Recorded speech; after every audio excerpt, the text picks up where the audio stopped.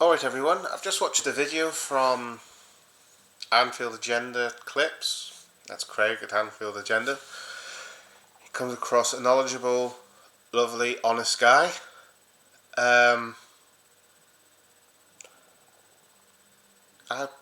If you can, give him some love and support on the channel as well. I think he's a really decent bloke. And what his video was, it was done earlier today.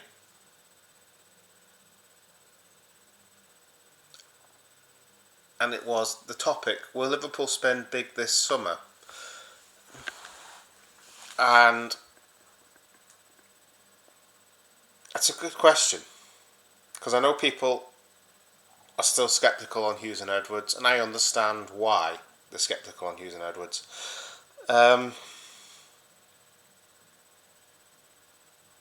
Because they've come in, we had certain groups of fans hailing the return of Edwards and that he's the Messiah.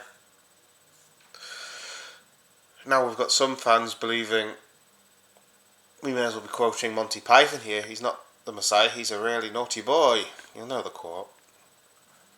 And hey, I don't know what I think, to be honest. But we've got to remember, to buy players, they need the money. And the money has to come from FSG. Edwards and Hughes aren't paying for the transfers out of their pocket. So if higher up than Edwards don't release funds, what's he supposed to do? But then again, isn't that Hughes' strength as well? He knows the market very well. He's very good at selling, we know that.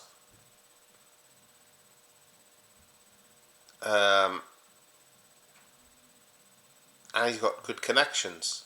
So, but in terms of a rebuild, a big summer, I'm reading one phrase I've seen across X and social media, I've seen it in chats, is, we have a war chest. Do we? I could come up with a joke about that, but I'm not going to.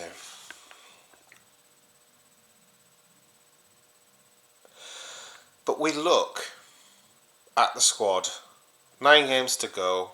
We looked at the Carabao Cup final and the absolute show that was, where we were, what was it? Somebody said on the live stream last night, we were bullied.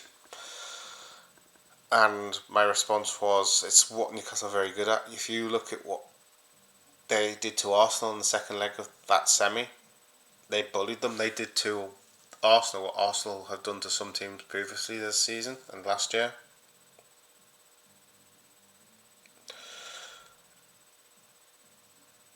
We know a right back is needed.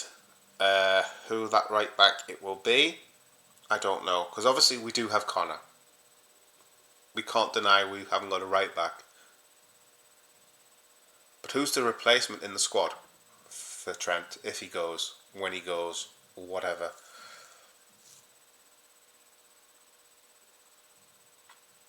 I just wonder if he's on the phone to, if he's been on the phone to Real Madrid and saying, "Hey Jude, don't make me sad."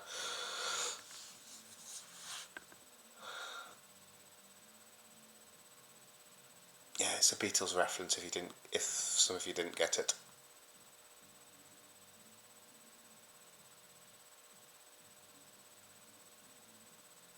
It's about Julian Lennon, alright? Yeah, sorry, I get a bit grumpy over the Trent situation.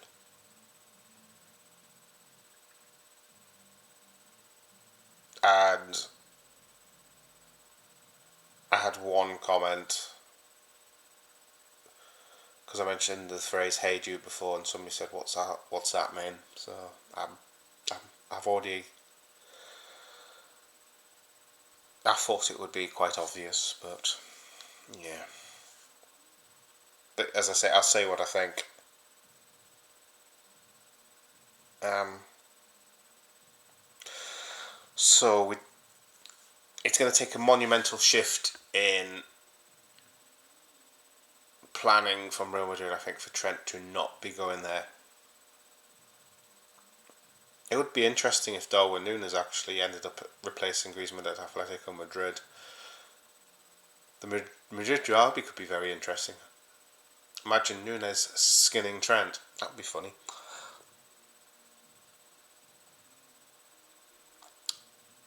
I can see the picture would be Núñez skipping. You can see Núñez jumping over a prone Trent on the deck. Yeah, I can imagine the headlines that would get. But yeah, back to the topic. So who would be coming in at right back? I've listed one or two, maybe three suggestions. In fact, I'd have to have a look at the videos if I'm completely honest.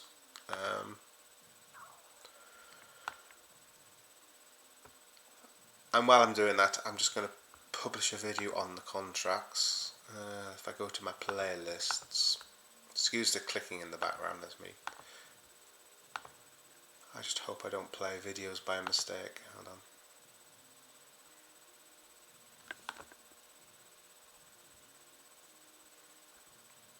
Right, let's come out of here. It says there's 14 videos in that playlist. Let's have a look. So the right backs I've looked at. Who did I look at? I looked at Ola Aina, who'd be potentially a free transfer. I looked at Jeremy Frimpong.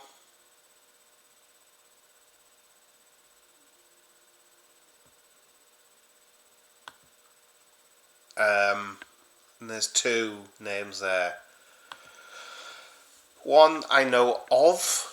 I know he's a good player. And he's had I'm sure these guys have done a video on them. Well, in fact, I know Martin at Red Raw's done a video on him.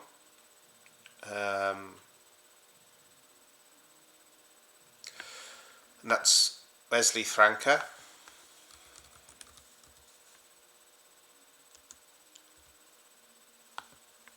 I'll just check if there's any further update on that. No, it's for those who don't know. He's the 22 next season, start of next season, right back, who plays in the Carioca Serie A for Flamenco. He's been booked twice this season. He's played 8 games, but he's got a goal and an assist. And that's the Campeonato Brasileiro Serie A team, Flamenco. I'm just having a look here. 2 seconds.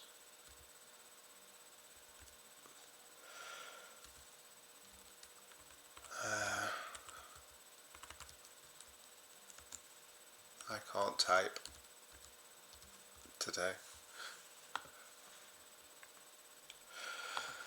I mean, Martin did a video on him, but I'll just give you a bit of information on this right back. Martin's done a really good video on him anyway. But what his skill set basically offers, he's quick. Unlike Trent, he's better at tackling. So he's probably more akin to the Conor Bradley school of defending. He's also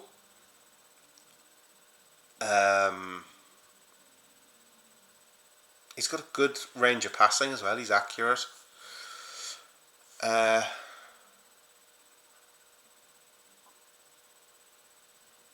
is a video from him from this season's highlight, which shows what he is. I might link that in the comments, actually. I don't know. But we've been linked with Wesley Franke, and I did a video on another right back as well. The Feyenoord youngster, we've been linked with him. He's a good option. He's probably the more likely option due to age, because he's 19. So if you wanted an understudy, he'd probably be the more likely to develop behind Bradley. Though Wesley Franke, I think, would cope fairly well. Eventually, he might not settle straight away. I mean, we saw this with Fabinho. But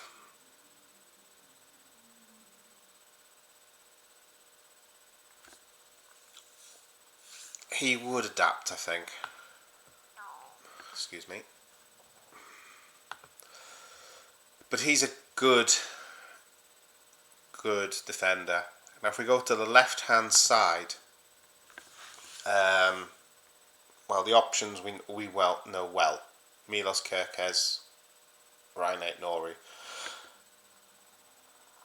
Now, you've got Aït-Nouri, who's trickier on the ball, but he's not as dynamic as Milos Kerkez, so it depends on whether you want a dynamic right left back or not.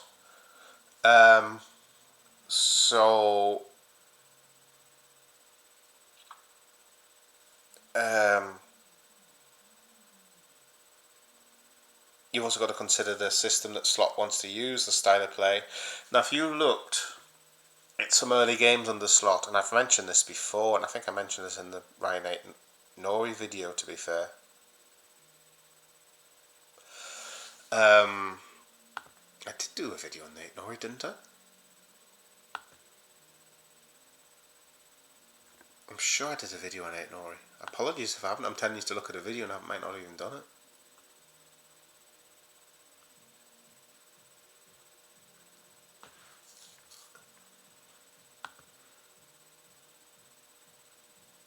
Yeah, I did. A look at Ryan Aït-Nouri. Phew. I thought I was directing you to a video and I haven't even recorded it yet for a second. Yeah, but if you look at some of the early games on the Slot, and you'll look at Robbo's positioning, look at his runs in transition, you often see him invert into the midfield. You often saw him running behind Virgil van Dijk. And that's not something Milos Kerkez does in his game. He won't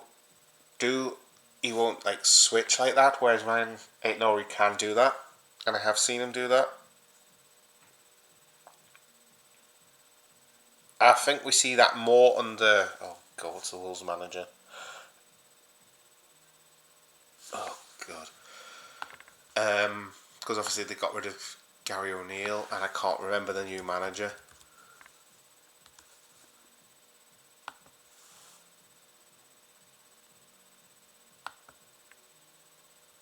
Let's have a look so I can find them.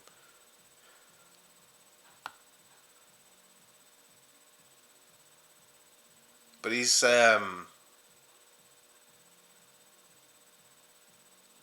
worked in Porto and Greece and Turkey and Germany. I know that. Oh, Vita Perella. Yes.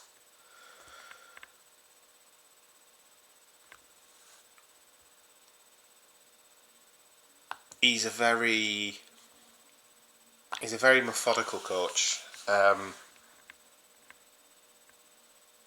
Very, very different style to what they had with Gary O'Neill.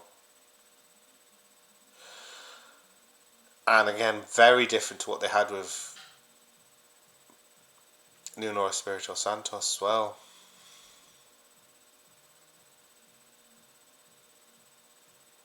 But yeah.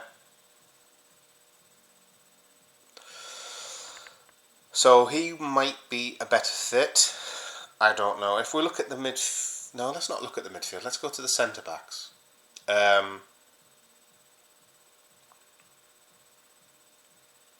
We've got a few options.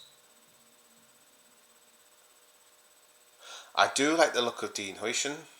Then apparently so do Real Madrid. I do like the look of Murillo. And if I look at who else I did, because I haven't done all of these. These are only a fraction of what I want to do.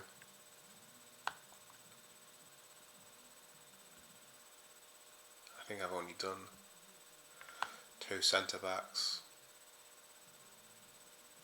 I've done Huijsen and Murillo.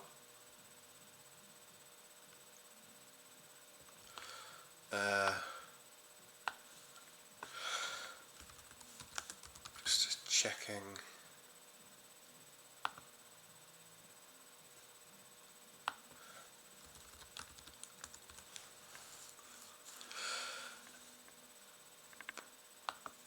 But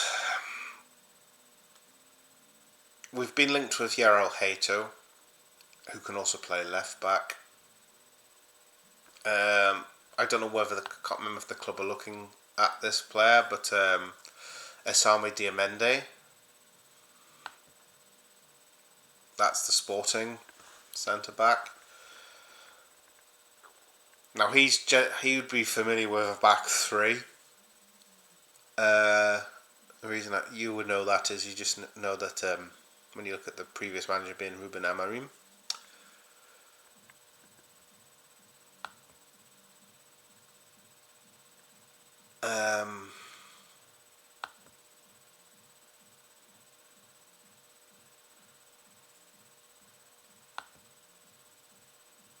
There's Levi Colwell, but I don't think Chelsea would let him go. Giorgio Scalvini is another one I like. The Atalanta centre back.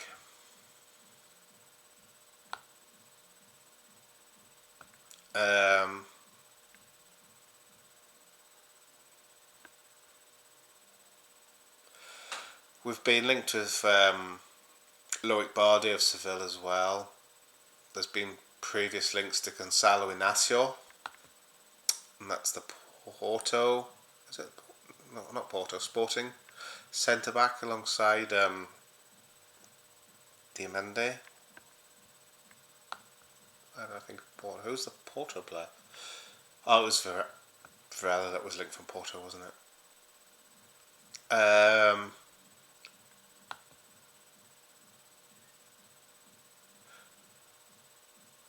There's Pau Kubasi of Barcelona, but I can't see Barcelona letting one of the potentially best up and coming centre backs go.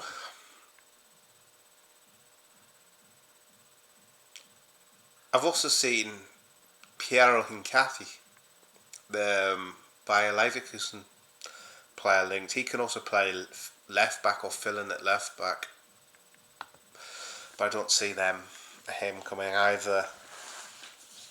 But it's hard to plan a build because we don't know what's happening with Canate and Virgil van Dijk, and I know we've got Joe Gomez if he stays and Kwanzaa, but outside of that we have not got much. Midfield, it's probably there we've got the most players, but it's a case of how many stay.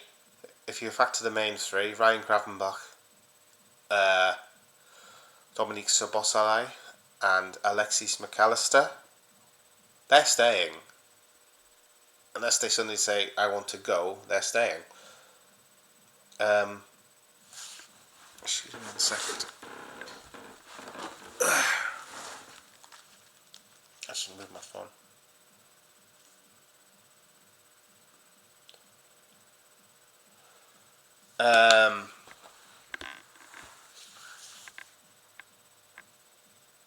I've just lost my train of thought because I was just reading the message and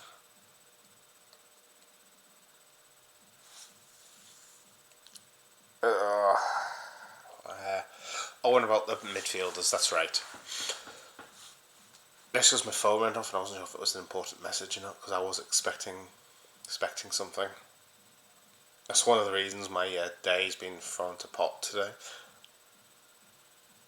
At least I feel a bit more awake now than I did before. I was like 9 o'clock time. I was pretty much zombified. I was not in a very. I wasn't feeling 100%. But the midfield, the other options, we've got Harvey Elliott. I do like Harvey Elliott, but I don't see him having a long-term future. I know he's a fan of the club, and he would give his all for the club. But if, say, I'm going to pick a random club here. I'm just going to pick somebody, say,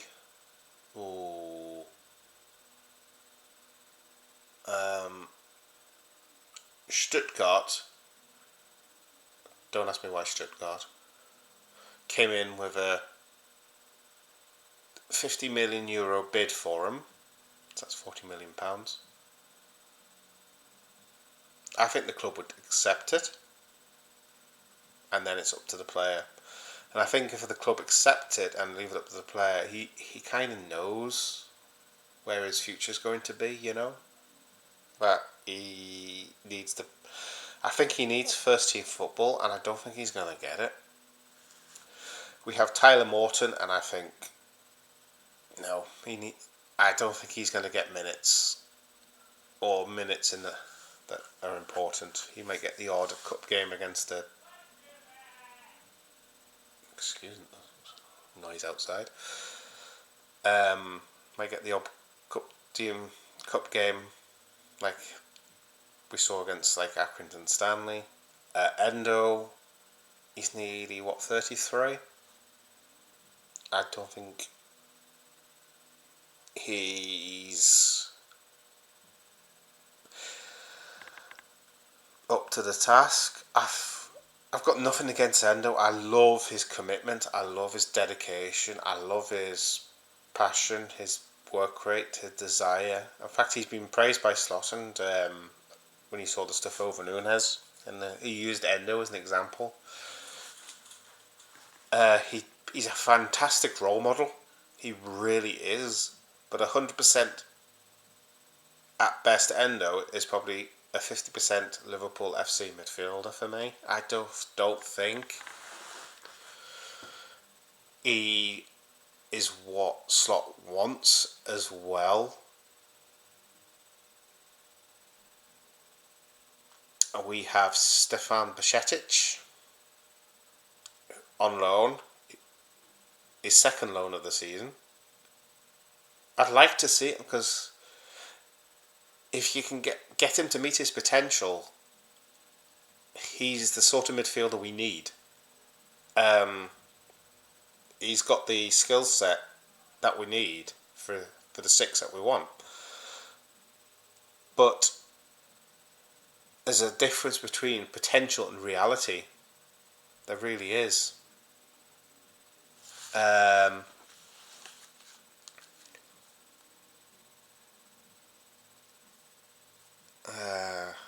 Just respond to this message.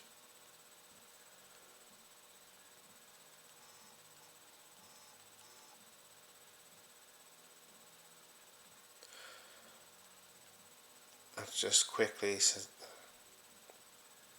because it's just in something to do with stuff from the Telegram chat.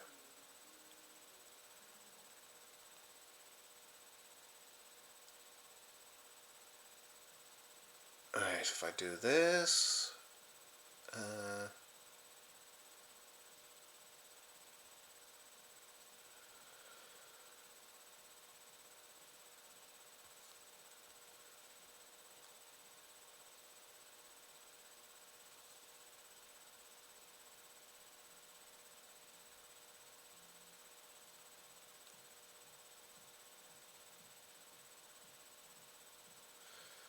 there we go. Yeah, it's just doing the request for the chat. Where are we up to? Bajcetic. Yeah, I think he could be a fantastic player. but not every young player meets their potential. There's quite a lot don't. And I've mentioned this player before, but I'll mention a certain young US player. And years ago,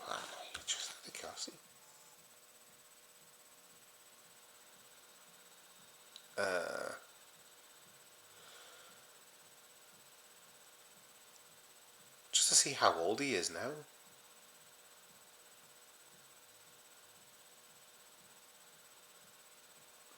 Yeah, it was a certain American who was hyped beyond belief at the age of 14. He was thought of to be the new Pele, and that's Freddie Adu. For the younger viewers, you won't probably know who he is, but this would have been 20 years ago. Probably. How old is he now? He's 35 now.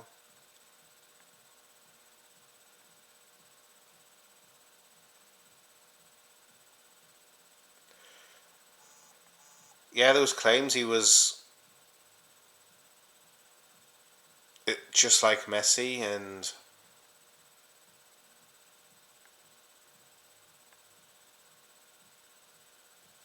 it was 21. It would have been 21 years ago. Just like Messi and the new Pele. He was born in June '89. He'd be 35 now. So he's young. He's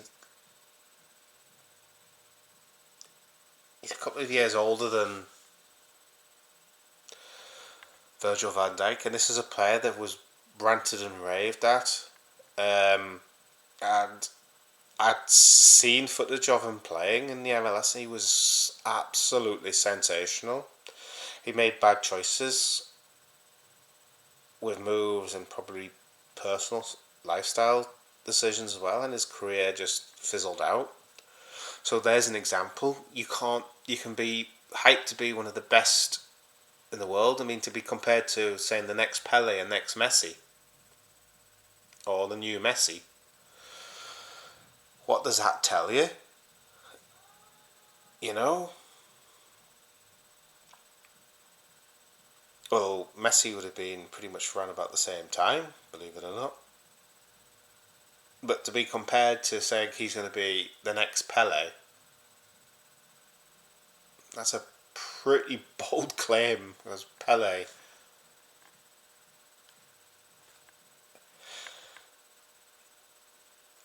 If you want to see a great action, watch some old footage of Pele for Santos in Brazil. Absolutely. I mean, amazing. I'm just sorry that I couldn't get to see him live. He was before my time, though I have seen Diego Maradona at his best. I still remember the Hand of God goal, and I still remember the absolutely amazing run he did through the English defence, and then did the same against Belgium. So to be compared to like players of that level, Pele, you've got to be thought of highly, and it didn't work for him. So there's an example. We've signed players. We signed the new Zidane. Was it Bruno Cheroux? He didn't meet his potential.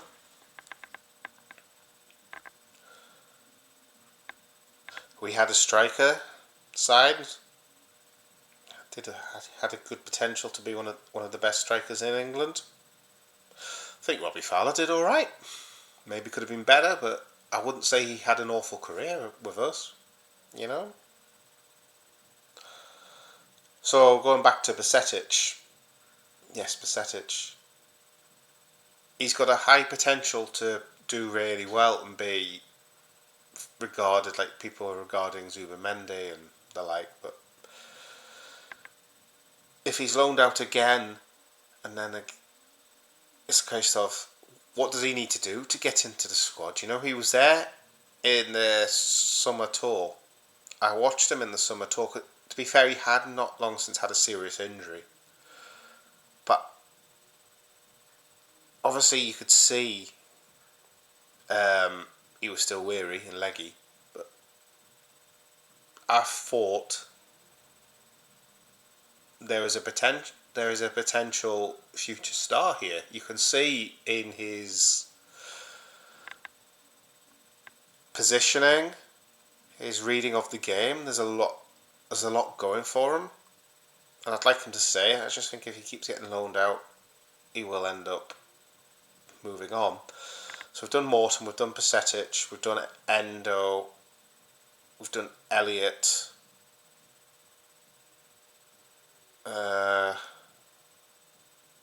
Curtis Jones. I like Curtis Jones. He's a good player. I think one of his biggest faults, sometimes he tries to do too much, or he can be very consistent in a game at making the wrong decision. He can have the game where he's literally unplayable, he's really good, and he's won us so many games, but then there's been games where he's done so poorly, and there's a decision, it could be 1-1 or 1-0, and his decision making has led to not a goal scoring opportunity, which could win us a game or could win us a cup or lose us a cup.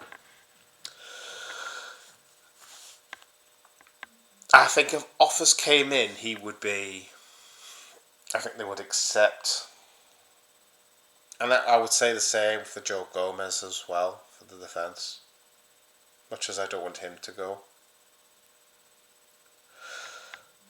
But if you sell the midfield, there's a lot of players there to replace, and I listed some potential midfielders. We know the likes of Zubimendi.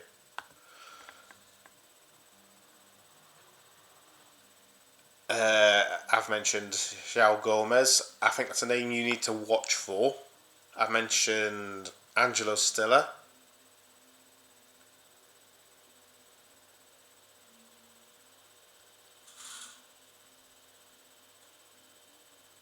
I'm sure I did to somebody else.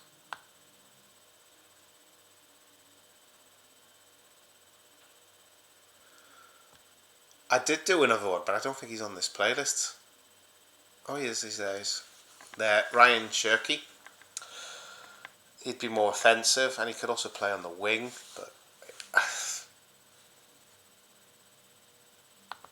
somebody mentioned in a comment on the video, I'm going to have to find the comment because it was a really good player.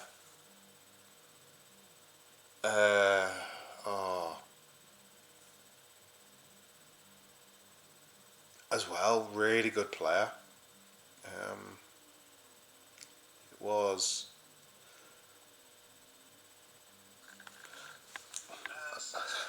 I'll just turn my video down. You don't really need to listen to me on top of me recording a video. No, it wasn't that video.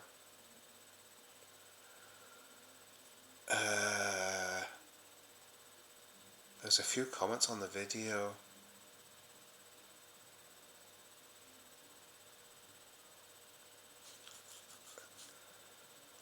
Where is it? Or was it just several comments over several different videos? I'm trying to find it. It was somebody who said he's come across from Martin's channel, and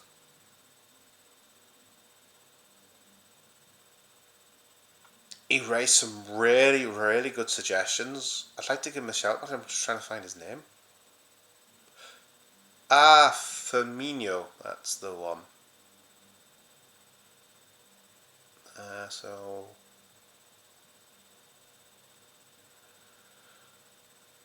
Right, let's have a look. I'm just trying to find if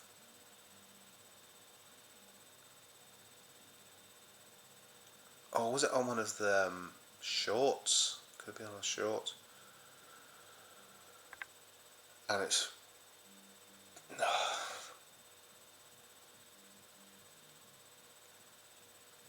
I'm just trying to find the comment.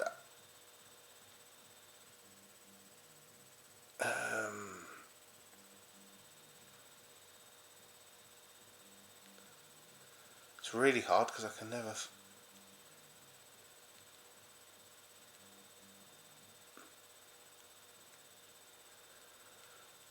Must be on a video. I'm trying to find this guy's comment because it was a really good... He named a good attacking midfielder alongside Xavi Simons. Firmino, or whatever, I think that's your username. If you see this video, put a comment in the other, because when you said a front three, you asked me to pick a front three, and then you named yours.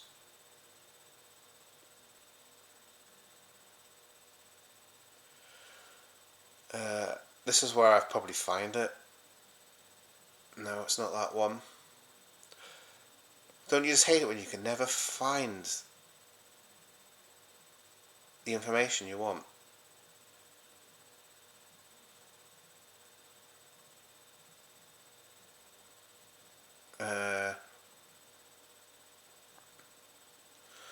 Just as like I've got 200 odd videos to go through, so I'm not going to go through 200 videos.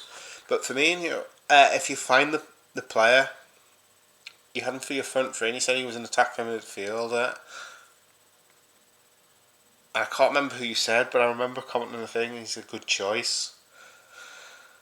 So there is options for the midfield there. There really is. And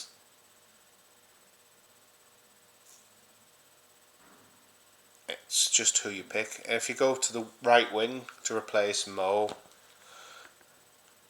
I mean, obviously you've got Shirky there as well. There's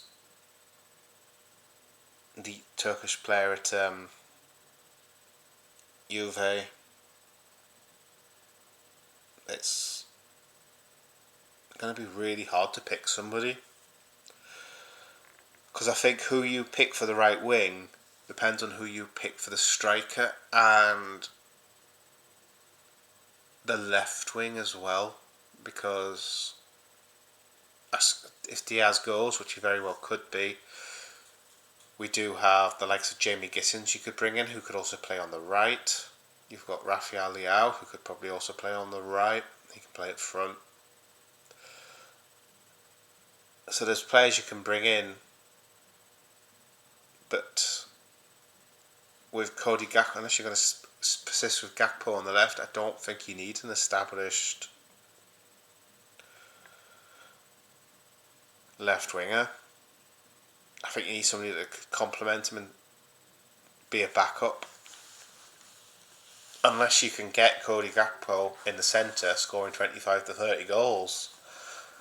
But looking at his skill set, the way he plays, his strengths, his weaknesses, I don't see him being a 25 to 30 goal striker. Now, the strikers is where we're going to end up, I think. And the main names I've seen, to add to this huge summer rebuild we could do, we all know about Isak. I don't need to go into detail on what he brings to the table. I don't need to bring into detail about the price. But we know he exists. That link exists. There's Benjamin Sesko, and I said he was my first choice because yes, he scores. He might get you 15 to 20 league goals, not 20 to 25. But he contributes in other areas where Isak doesn't. But my worry is we might need that 20 to 25 plus.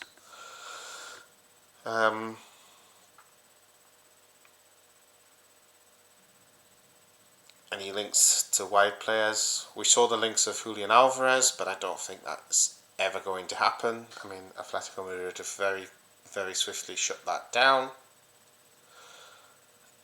There's two other names, and I know Firmino, I'm going back to his comments again. That's our newcomer who's come across Red Royal LFC.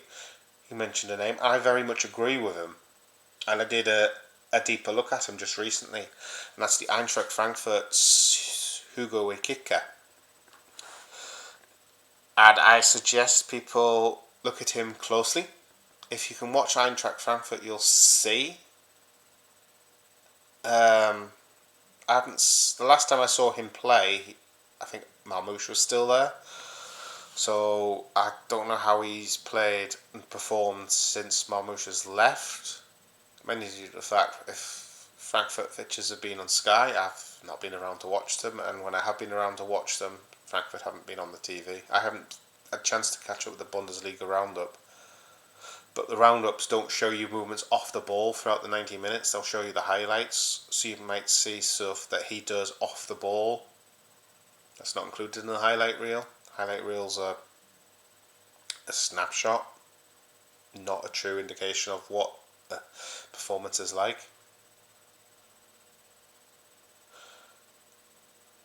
Talking of highlight reels being a snapshot, I'd love to see the highlights for our highlights for the first leg against PSG.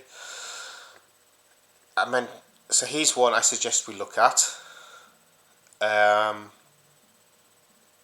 Now, on both Dunk Stream and I believe it was on the AKM live stream, our friend Gareth, Copites of Anfield, put a shout out.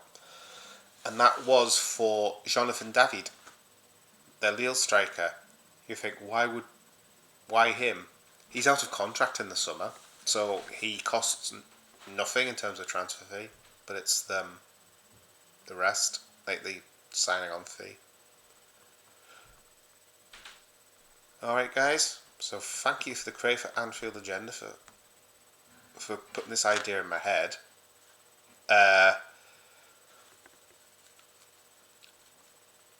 What are your thoughts on a summer rebuild? Do you think it's going to be a huge revamp, or do you think it's going to be tiny and pretty much we will be spending based on who goes out just to replace, so we won't be strengthening the squad as such but just replacing players? I'd love to hear your thoughts. Alright guys, thank you very much.